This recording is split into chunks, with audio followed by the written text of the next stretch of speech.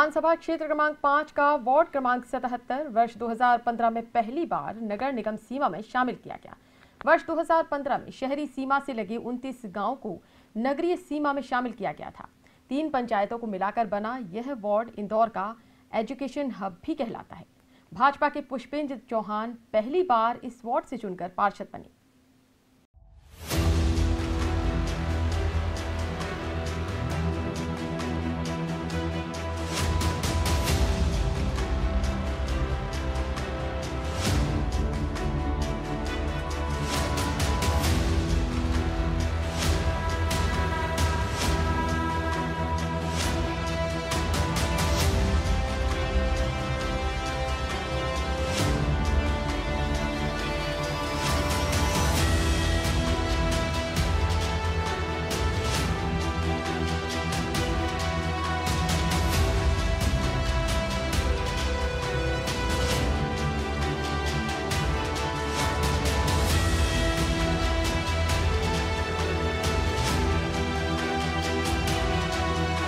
लिंबोदी, कैलोद और बिलावली 3 पंचायतों को मिलाकर बनाया गया वार्ड क्रमांक 77 50 से अधिक कॉलोनियों से घिरा हुआ है।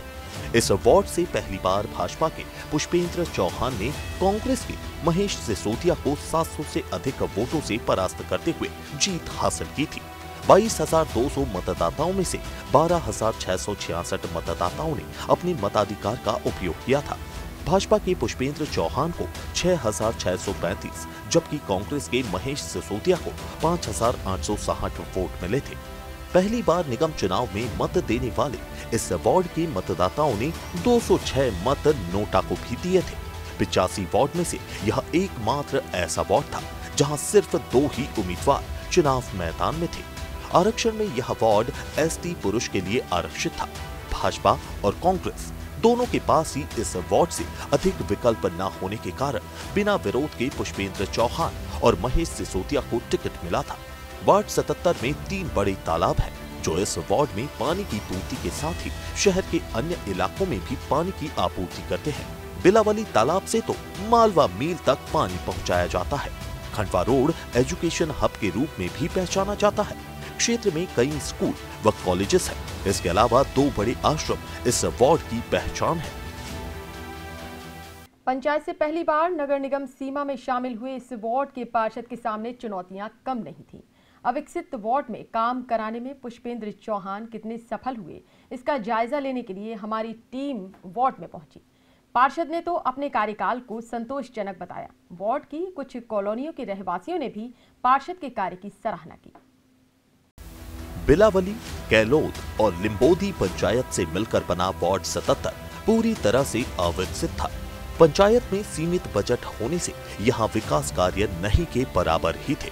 पार्षद बनने के बाद क्या विकास कार्य किए गए, ऐसे कौन से कार्य हैं जो बच गए हैं, इन सब पर डीजियाना न्यूज की टीम ने पार्षद पुष्पेंद्र चौहान से चर्चा की।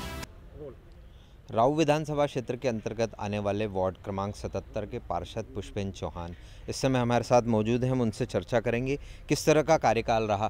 पुष्पेंद्र जी, आपको जब ये मिला था तब उस समय पंचायत में था, उसके पहली बार परिसीमन के तहत ये वार्ड जो है वो नगर निगम सीमा क्षेत्र में आया था।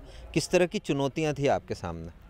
ये क्षेत्र प्राथमिकता पंचायत क्षेत्र हुआ करता था। यहाँ कोई भी प्रकार का मतलब जो डेवलपमेंट होना चाहिए, यहाँ बड़ी बड़ी टाउनशिप, बड़ी बड़ी कॉलोनियाँ कट गई थी। जो पंचायत के हिसाब से शहरी क्षेत्र हुआ करता था, लेकिन एक गवर्नमेंट का जो नियम है कि पंचायत है तो पंचायत ही रहेगी। उसके बाद जब ये नगरीय क्षेत्र में आया तो यहाँ काफ़ी बड़ी बड़ी टाउनशिप थी। कोई भी प्रकार के यहाँ रोड ड्रेनेज की कोई व्यवस्था नहीं थी। कई कॉलोनियों में ड्रेनेज का पानी जमा रहता था, जो खाली प्लाट रहते थे वो पूरे भरा जाते थे। रोड हुआ नहीं करते थे, गड्ढे हुआ करते थे 2-2, 3-3 फीट के। मतलब ये स्थिति थी कि यहाँ मूलभूत सुविधाएं कुछ भी नहीं थी। प्राथमिकता पे यहाँ पे न तो ड्रेनेज की व्यवस्था थी, ना सड़क की व्यवस्था थी, ना पानी की व्यवस्था थी। मतलब जो मूलभूत सुविधाएं होना चाहिए वो किसी प्रकार की नहीं थी। जब हम 2015 में यहाँ नगरीय क्षेत्र में आए तो हमने जो हमारा घोषणा पत्र था उसमें जो वादे किए थे वो अब तक हम 95% पूर्ण कर चुके हैं। हमने जो हमारे मैनिफेस्टो, हमारी जो सोच थी कि हर कॉलोनी में ड्रेनेज लाइन हो, हर कॉलोनी में रोड हो, हर कॉलोनी में स्ट्रीट लाइट हो, हर कॉलोनी में पानी की व्यवस्था हो और जो भी मूलभूत सुविधा है, गार्डन की व्यवस्था हो, ये हम प्रत्येक कॉलोनी में 1 लाख से लेके 1 करोड़ तक के काम प्रत्येक कॉलोनी में हम करा चुके हैं। हम शुरू से यदि चलें तो हमने आज पूरे वार्ड के अंदर नर्मदा की लाइन पूरे वार्ड में बिछा दी है। 2 पानी की टंकी एक वार्ड में बना दी है, जिससे प्रत्येक घर को नर्मदा जल की व्यवस्था जो हमारे घोषणा पत्र में थी वो हम पूर्ण कर चुके हैं। पानी की इस प्रकार से कोई दिक्कत नहीं होगी। अब प्रत्येक घर को कनेक्शन दिए जा रहे हैं और आने वाले समय में प्रत्येक घर तक नर्मदा का जल पहुंच जाएगा। ड्रेनेज की व्यवस्था जो पहले नाले में जाया करती थी और जिन कॉलोनियों में कॉलोनाइजर सेफ्टी टैंक बना के चले गए थे, सेफ्टी टैंक फुल होने के बाद पूरी कॉलोनी में ड्रेनेज का पानी भराता था, हमने पूरा ही ड्रेनेज का सिस्टम सुधारते हुए एक प्रतीक्षा ढाबे से लेके हमने आशाराम बापू तक की एक लाइन डालकर सारी कॉलोनियों की ड्रेनेज लाइन उसमें समाहित करी, जिससे कि यहाँ पे जो ड्रेनेज का पानी प्रत्येक कॉलोनी में भराता था वो बंद कर दिया गया। इसी प्रकार लिम्बोदी की जो कॉलोनियाँ थी, बड़ी बड़ी township, Shri Krishna avenue, new Rani Bagh, ब्रजनयनी, शाही बाग, इनकी जो ड्रेनेज की चैम्बर बने थे प्रत्येक कॉलोनी में, चैम्बर फुल होने के बाद में वो पानी कॉलोनी के अंदर ही बहता रहता था। लेकिन अभी हमने वहाँ पे पूरी जाल बिछाकर वहाँ का सारे सेफ्टी टैंकों को अटैच करके हमने ड्रेनेज लाइन से जोड़ दिया है। इसी प्रकार हमने लिम्बोदी से ले जाके तेजाई नगर की जो अनुराधा नगर कॉलोनी है, जोशी कॉलोनी, तेजाई नगर, संपूर्ण वार्ड में जहाँ पर कोई सोच भी नहीं सकता था कि इतनी लंबी लाइन डल सकती है, हमने 4 किलोमीटर की ड्रेनेज लाइन डला के उन कॉलोनियों का ड्रेनेज का पानी हमने उसमें समाहित किया है, ताकि वहाँ के लोगों की ड्रेनेज की समस्या पूर्ण रूप से हमने ख़त्म कर दी है। अभी हम कल माननीय मधु मरवा जी के नेतृत्व में वहाँ गए थे, उन लोगों ने हमें धन्यवाद दिया कि आपने इतना बड़ा काम करा जो कभी हो नहीं सकता था। माननीय बलराम वर्मा जी के नेतृत्व में अमृत योजना में हमने ये 2 बड़े काम यहाँ पे माननीय महापौर जी के नेतृत्व में किए हैं। इसके अलावा जो हमारा घोषणा पत्र का मेन विषय हुआ करता था लिम्बोदी जो मुख्य मार्ग हुआ करता था, बहुत सकड़ा 12 या 14 फीट का हुआ करता था और वहाँ पर बड़ी कम से कम 20 टाउनशिप है। वहाँ पर करीबन 40,000 की जनसंख्या होने के बाद भी वहाँ रोड बहुत छोटा हुआ करता था। मुख्य मांग लिम्बोदी के सभी लोगों की सड़क की थी, जो सड़क हमने वहाँ पर 1.5 करोड़ रुपए की राशि से उसको चौड़ी करा के 27 से 28 फीट हमने वो रोड बनाई है, जो लिम्बोदी के लिए एक मुख्य मार्ग है जो सुगम हो चुका है। उसके अलावा हमने एक पीस पॉइंट पुलिया है, जिससे कि 4 से 5 कॉलोनी की कनेक्टिविटी हुआ करती थी। वहाँ पहले पाइप डले हुए होते थे, वो भी टूट गया था, पुलिया पूरी तरह से क्षतिग्रस्त हो गया था। उसको भी हमने 55 लाख रुपए की राशि से तैयार करके उसको भी हमने नवनिर्मित किया है। इसी के साथ हमारे क्षेत्र के जो शमशान घाट थे, चाहे लिम्बोदी का हो, चाहे तेजाई नगर का हो, चाहे बिलावली का हो, हमने सभी दूर काम किया। लिम्बोदी में हमने 10 लाख रुपए की राशि से शमशान घाट को संवारने का काम, सौंदर्यीकरण का काम किया। इसी प्रकार तेजाई नगर में भी हमने शमशान घाट का सेट बना के 10 लाख रुपए वहाँ पे भी खर्च किए हैं। और प्रमुख रूप से हमारे पास में बिलावली में शमशान के लिए काफ़ी जगह थी, करीबन 2 से ढाई एकड़ ज़मीन है, उस पर हमने कम से कम 80 लाख रुपए की राशि से शमशान घाट का निर्माण कार्य अभी चल रहा है। उसका सौंदर्यीकरण और उसका विस्तार का कार्य अभी प्रगति पर है और वो जल्द ही पूर्ण रूप हो जाएगा। पुष्पेंद्र जी, जिस तरीके से आप अपने कार्यों की लिस्ट गिना रहे हैं, उससे ये लगता है कि ये वार्ड जो है वो पूरा समस्या विहीन हो गया। लेकिन इसके बाद भी लगातार हम जितने जगह गए हैं, कहीं ना कहीं आपके प्रति आक्रोश नज़र आ रहा है, तो क्या कारण है? समस्या 100% तो कभी पूर्ण नहीं होती है। एक परिवार में भी अपन रहते हैं तो परिवार की भी समस्या लगी रहती है, कभी कोई दिक्कत है। मैं ये नहीं कहूँगा कि मैंने 100% काम किया है, पर मैंने 90% किया है। 10% की जो कमी है वो भी आने वाले समय में हम पूर्ण करेंगे। कई जगह ये होता है कि ड्रेनेज लाइन डली है, ड्रेनेज लाइन चौक हो गई है, चौक होने से पानी बहता तो एक नई समस्या जागृत हो जाती है। स्ट्रीट लाइट लगी है, कई बार शिकायत नहीं आने के कारण स्ट्रीट लाइट काफ़ी दिनों तक बंद रहती, तो ये भी एक समस्या हो जाती। कई बार झाड़ू की व्यवस्था होती है, जैसे सफाई की व्यवस्था है, कई बार जिस क्षेत्र की जो सफाई कर्मी हमारी वो उसकी तबीयत ख़राब हो गई, 2-4 दिन वो नहीं आई, तो वहाँ पर एक समस्या है कि यहाँ झाड़ू नहीं लग रही है, यहाँ पे ड्रेनेज का पानी बह रहा है। कई बार क्या होता है कि ड्रेनेज का नल की लाइन में ड्रेनेज का पानी मिक्स होने के कारण तो समस्या तो बनी रहती है, रोज़ सुबह उठकर एक समस्या नया जन्म लेती है। लेकिन जो मूलभूत सुविधाएँ, सड़क, बिजली, पानी, जो हमारे मैनिफेस्टो में थी, जो हमारे घोषणा पत्र में थी, हम वो पूर्ण करने में सफल हुए हैं। लेकिन जो त्वरित समस्याएं जो रोज़ जागृत होती है, उसमें हम कहीं ना कहीं ये होता है कि हमारे पास समस्या या तो आ नहीं पाती या हम देख नहीं पाते। लेकिन जो भी हमारे पास समस्या आती है, हम उसको 100% निराकरण करने की। पुष्पेंद्र जी, एक बात और सामने आती है कि इस पूरे क्षेत्र में नया क्षेत्र है, पंचायत के बाद नगरीय क्षेत्र में आया, आपने कहा कई कॉलोनियाँ विकसित हो गई, उस दौरान कई अवैध कॉलोनियों का भी निर्माण हुआ, तो इसको रोकने में कहीं आपने कोई भूमिका निभाई ऐसी? मेरे क्षेत्र में ग्रीन बेल्ट के अंतर आता है मेरा क्षेत्र। इसमें जो अवैध कॉलोनियाँ कटी है वो मेरे कार्यकाल से पहले ही कट चुकी है कॉलोनियाँ, जो अवैध रूप से ग्रीन बेल्ट में आपको जो नॉलेज में है वो कॉलोनियाँ, लेकिन मकानों का निर्माण अभी होने लगा है वहाँ पे। पहले ही वो कॉलोनी कट चुकी है, उनमें रजिस्ट्रियाँ भी हो चुकी है, लेकिन अभी जो हो रहा है निर्माण कार्य अभी चल रहा है। कई बार हमने संबंधित अधिकारियों को बताया भी है कि क्षेत्र में अवैध कॉलोनियाँ कटी हुई है, लेकिन उनका ये कहना है कि ये पंचायत के समय की कटी हुई है, तो उसके लिए आप शिकायत करते रहे, हम जो भी होगी उचित कार्रवाई करेंगे। तो ये नॉलेज में हमने डाला है कई बार।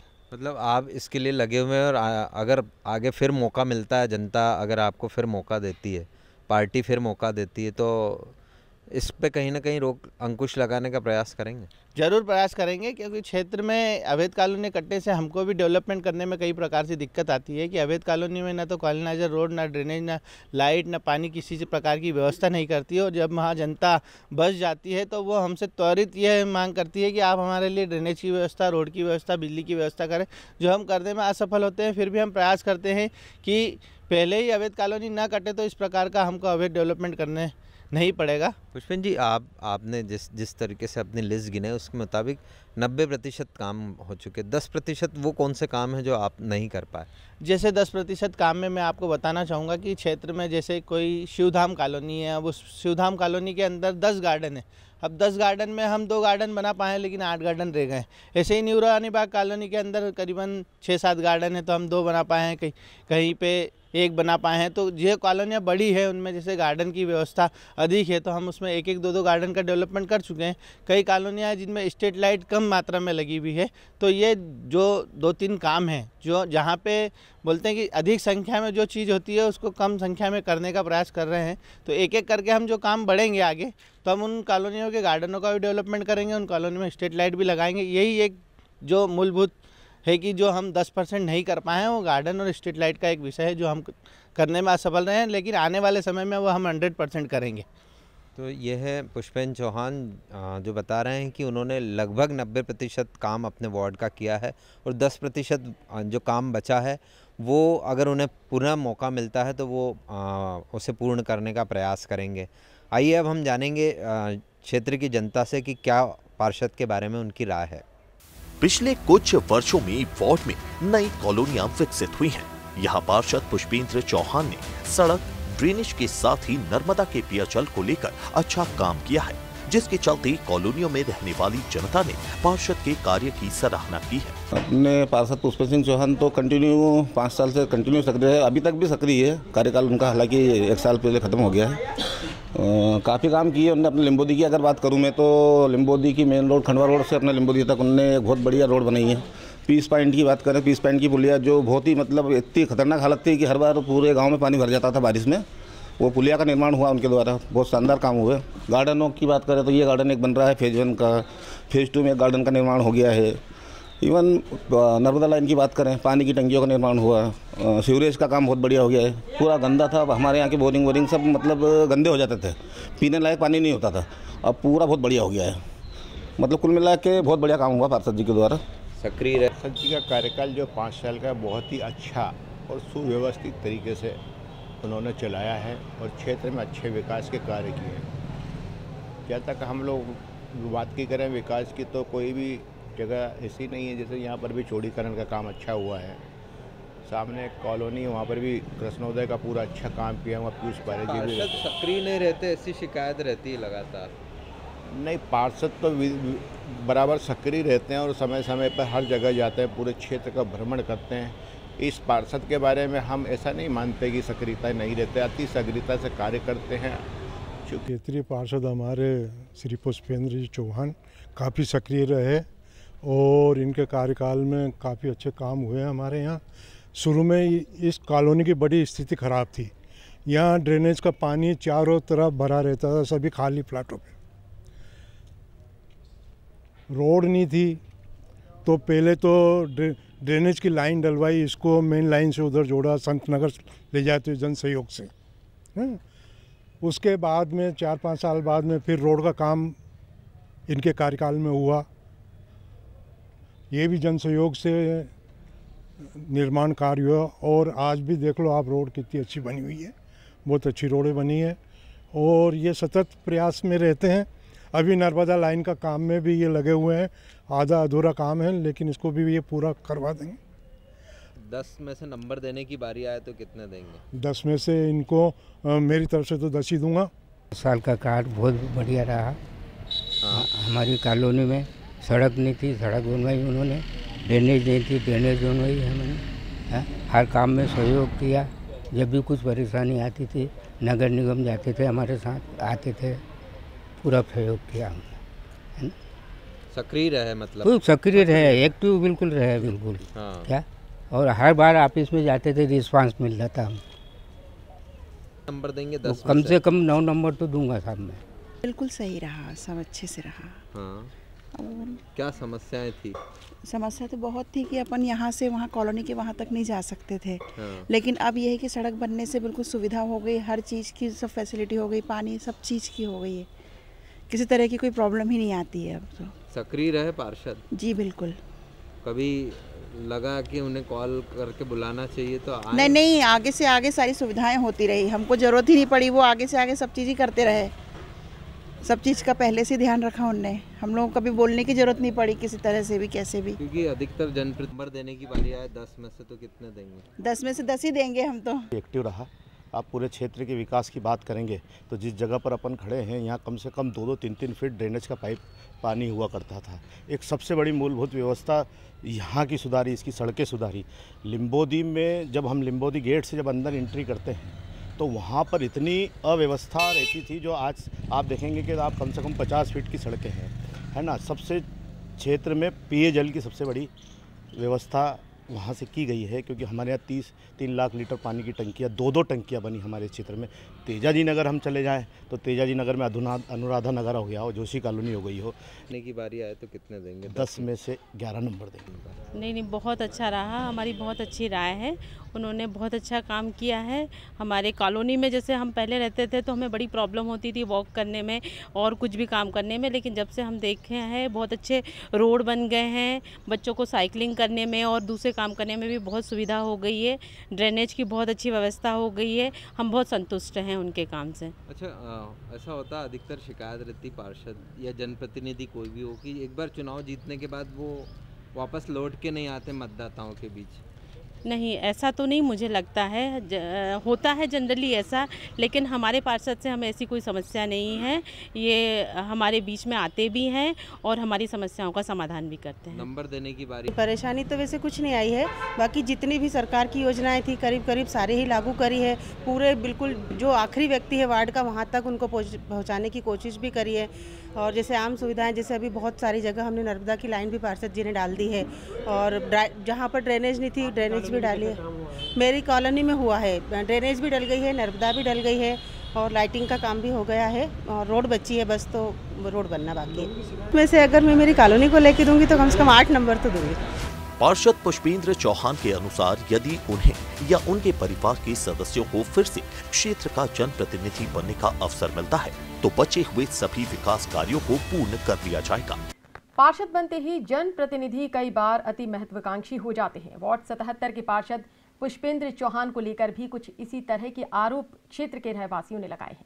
पार्षद ने पौष कॉलोनियों में तो खूब विकास कार्य कराए, लेकिन बस्तियों में उनका यह विकास रथ नहीं पहुंच सका। वार्ड क्रमांक 77 में बड़ी संख्या में अवैध कॉलोनियां भी विकसित हुई हैं। इन कॉलोनियों में विकास कार्य नहीं हुए हैं। वार्ड में कुछ बस्तियां भी हैं जहां पार्षद विकास कार्य नहीं करा पाए हैं।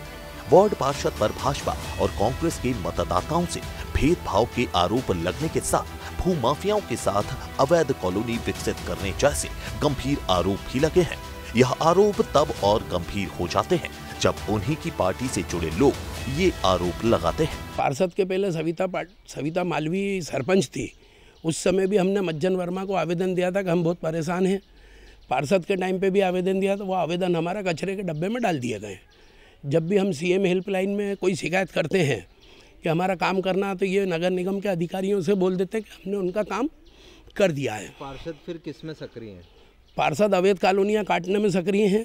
उन्होंने जो पार्षद और पार्षद के व्यक्तियों ने मिलकर एक लहसन वाले खेत के पास में मंदिर की भूमि है, उसको भी ज़मीन को कॉलोनी काट कर बेच दिए। उसके बाद में अभी पता चला है विश्वस्त सूत्रों से कि सीऊ धाम में कोई सरकारी ज़मीन है चरनोई की, उसको भी कॉलोनी काट कर बेच दी। गणेश नगर से तेजाजी नगर तक अवैध कॉलोनियों के साम्राज्य का बादशाह हमारा पुष्पेंद्र सिंह चौहान है। तक तो पार्षद ही लापता है, मतलब पार्षद का चेहरा ही नहीं देखा हमने। गर्मियों में पानी की दिक्कत होती है तो पार्षद के वहाँ हम लोग गए पानी के लिए, वहाँ पे कोई मज्जन वर्मा करके थे, उनसे पानी का बोला तो उन्होंने बोला आपको पानी चाहिए तो आप जहाँ के कार्यकर्ता हो बीजेपी में वहाँ से पानी मंगाइए। और ड्रेनेज की तो ये हालत है कि बारिश में चेंबर का पानी घर के अंदर आता है और हम लोग इतने परेशान हैं कि पूरे घर में इतना पानी हो जाता है चेंबर का पानी के जैसे घर में ही नाला हो। और इस बात के लिए पार्षद के लिए जाओ तो पार्षद ने एक बार 1500 रुपये लिए, एक बार 500 रुपये लिए कि ड्रेनेज का काम करा रहे, तो मतलब हम मध्यम वर्ग के पैसे कहाँ से लाएंगे। कुछ नहीं बोल रहे, आप आम जनता से जाके भी सबों से पूछ सकते हैं कि उसकी क्या सक्रियता रही, क्या उसने अवैध वसूलियाँ करी, क्या गुंडागिर्दी करी। शिवराज सिंह जी के अपने आप को भांजा भतीजा जो भी अलग अलग लोगों को अलग अलग करके डराया, यही उनका काम रहा। उनके खास प्रतिनिधि रहे हैं, वो रेप कांड में फंसे, मतलब यही काम रहा। हर मकान पे जाके 2-2 हज़ार मांगना, भिखारियों जैसे काम करे। एक पार्षद की इमेज जो रहती है ना, उसने उसको पूरी धूमिल कर दिया। और हम तो चाहते हैं कि ऊपर के नेता और सब उनकी पूरी रिपोर्ट निकालें, उसके बाद सोच समझ के यहाँ पर टिकट दिया जाए। नहीं तो कोई भी अगर उनके परिवार से टिकट मिलता है तो शायद ही वो ये बचा पाएंगे बीजेपी। इसमें किसी भी तरह का कोई ऐसा परिवर्तन नहीं हुआ। आज भी रोड वैसी हालत में पड़ी हुई जैसी पहले थी, तो ये कार्य एक नहीं हुआ है। इसके साथ ही साथ बिलावली क्षेत्र में एक जो शमशान घाट है, जब ये चुनाव जीत कर आए थे उस समय उसका भूमि पूजन हुआ था। करीब 95 लाख रुपए से वो प्रोजेक्ट बजट पास हुआ था, लेकिन आज भी वो अधूरा पड़ा है। तीसरी एक असफलता उनकी ये रही कि गणेश नगर से श्रीयंत नगर को आने वाली जो रोड है वो इनके 5 साल के कार्यकाल में 5 बार खुदाई की गई है। और दुर्भाग्य ये रहा कि शुरू में जो 1.5 फीट 2 फीट की लाइन डली थी, कुछ जगह पर उसको 1 फीट का कर दिया गया है। टेक्निकली ऐसा होना नहीं चाहिए। और जब भी बारिश होती है, ओवरफ्लो होता है, चैम्बर के ढक्कन उखड़ जाते हैं और लोग भारी परेशानियों से गुजरते हैं। 5 साल से मैं देख रहा हूँ कि पार्षद जी ना तो सक्रिय रहे और ना कभी किसी के सुख दुख में या कहीं गली मोहल्ले में कोई काम आया किसी के, ना कुछ भी नहीं। मेरी निगाह में तो 5 साल में उनके निष्क्रियता सभी जनता को पता है कि क्या काम किया क्या नहीं किया। निर्माण कार्य कर रहे हैं, निर्माण कार्य में कुछ भी नहीं है। जहाँ गरीब लोग रहते हैं वहाँ पे तो कुछ भी नहीं किया इन्होंने। जहाँ इनको लग रहा था कि जहाँ से 4 रुपये मिलना है इनको, वहाँ पर इनने जाके भरपूर काम किया है इन्होंने और पैसे भी अच्छे बढ़िया तबियत से कमाए हैं। तो जी जब से बने हैं हमारे इधर वार्डों में तो कोई ज़्यादा इनका ध्यान रहा ही नहीं है ना रोड हुई, ना पानी की समस्या हुई है और कोई विकास कार्य तो जीरो के समान ही रहा है। और जहाँ भी हमारे क्षेत्र में तो आते ही नहीं, जब भी जाते हैं तो बोलते हैं आपने फलाने व्यक्ति को वोट दिया, उनसे बात करो। पार्षद होता तो सभी का है, ये तो नहीं किसी पार्टी का हो गया बाद में, तो पब्लिक का पार्षद है। तो ऐसी बातें करते हैं, काम कुछ हुआ ही नहीं है। तारों की समस्या थी, हमने जा के खुद करवाई। लाइट की समस्या थी, हमने पैसे जमा करके हमारी लाइट समस्या को हल करा। हमारे यहाँ टेम्परेरी कनेक्शन थे, हमने खुद 12-12, 15-15 हज़ार रुपये जमा करके हमारे परमानेंट कनेक्शन कराए। जाओ तो बोलते तुमने सस्ती कॉलोनी में प्लाट लिया तो समस्या तो भुगतना पड़ेगी। पार्षद का रिपोर्ट कार्ड ये कहता है कि हम सब क्षेत्र में मैं घूमती हूँ, सब दूर में जाती हूँ, यहाँ रोड की बहुत समस्या है, स्ट्रीट लाइट की बहुत समस्या है और लोग खुद अपने पैसों से स्ट्रीट लाइट का बिल भर रहे हैं। और नाली चौकअप होती है, रोड चौड़े करने का उनने वादा किया था, वो अभी तक उनने वो काम करा नहीं है। उसके बाद में भी जैसा स्कूल के सामने ही एक शराब की दुकान भी है, उसके बाद में ऐसी बहुत कुछ समस्या है इस क्षेत्र में। और जब लोग जाते हैं तो उनको टाइम नहीं रहता उनको मिलने के लिए, वो अपने काम में व्यस्त रहते, इससे भी लोग बहुत त्रस्त हैं। अभी मेरा पूर्व जब नगर निगम चुनाव हुए थे, एक पढ़ा लिखा जनप्रतिनिधि जनता ने हमें चुन के दिया था, मगर जब बात काम करने की आई तो जो जनता के बीच और एक जनप्रतिनिधि के बीच में जो समन्वय होना चाहिए वो पार्षद द्वारा देखने को नहीं मिला। इंदौर के 85 वार्डों के काम की तुलना हमारे वार्ड की तुलना में की जाए तो एक भी ब्लॉक किसी भी वार्ड में नहीं दिखा, ना स्ट्रीट लाइट देखने को मिली। साथ ही कहीं रोडें कम से कम 3-3 बार बनी है, जो भ्रष्टाचार का जीता जागता सबूत है। मुझे लगता है इसकी जांच भी होनी चाहिए और लोगों में उनके प्रति आक्रोश भी है। और इस बार चुनाव में बस्ती के लोगों द्वारा अपने क्षेत्र में विकास कार्य नहीं किए जाने के आरोप लगने से पार्षद पुष्पेंद्र चौहान का यह दावा निराधार हो जाता है कि उन्होंने अपने घोषणा पत्र के 90% तक काम पूर्ण कर लिया है। वर्ष 2015 में हुए नगर निगम चुनाव के बाद इस बार होने वाले निगम चुनाव में वार्ड 77 के समीकरण पूरी तरह बदल चुके हैं। पिछले चुनाव में जहां पार्टी के पास चुनाव मैदान में उतारने के लिए अधिक विकल्प नहीं थे, वहीं इस बार दोनों ही पार्टियों से दावेदारों की फौज तैयार खड़ी है। आरक्षण में इस बार यह वार्ड एसटी महिला का हो गया है। वार्ड क्रमांक 77 में कांग्रेस और भाजपा दोनों प्रमुख पार्टियों को अपने उम्मीदवार तय करने में पसीना आ जाएगा। पिछली बार के चुनाव में दोनों ही पार्टियों के एक दावेदार होने से पार्टियों को भी आसानी थी, लेकिन इस बार काफी मशक्कत के बाद ही टिकट तय हो पाएगा। इस क्षेत्र से कांग्रेस का प्रतिनिधित्व करने वाले समंदर पटेल ने भी अब भाजपा का दामन थाम लिया है, जिसके चलते भाजपा में दावेदारों की लंबी फौज नजर आ रही है। हालांकि कांग्रेस में गिने चुने ही दावेदार सामने आए हैं, लेकिन पिछले चुनाव के मुकाबले इस बार दावेदारों की संख्या अधिक है। वैसे तो यह वार्ड एसटी के रूप में आरक्षित है, लेकिन यहाँ सभी धर्म और जाति के लोग निवास करते हैं, जिसे देखते हुए यह नहीं कहा जा सकता कि किसी एक जाति के लोगों का बाहुल्य है। सिख, सिंधी, मालवीय, मुराई, धाकड़, राजपूत, यादव और आदिवासी मतदाताओं से घिरा यह वार्ड आगामी चुनाव में अप्रत्याशित परिणाम देने वाला है। इस वार्ड से पार्षद रहे पुष्पेंद्र चौहान अपनी पत्नी के लिए टिकट की दावेदारी कर रहे हैं। वहीं दुर्गा चौहान और अनीशा कन्नौज के साथ ही भाजपा नेता अशोक ठाकुर अपनी बेटियों के लिए टिकट मांग रहे हैं। कांग्रेस में वैसे तो अभी नाम सामने नहीं आए हैं, लेकिन विद्या सुधाकर के अलावा 3 अन्य महिलाएं दावेदारी कर रही हैं। भाजपा में तो उम्मीदवार तय करने के लिए संगठन की मुहर लगेगी, लेकिन कांग्रेस में क्षेत्र के विधायक जीतू पटवारी की पसंद से ही उम्मीदवार चुनाव मैदान में होगा।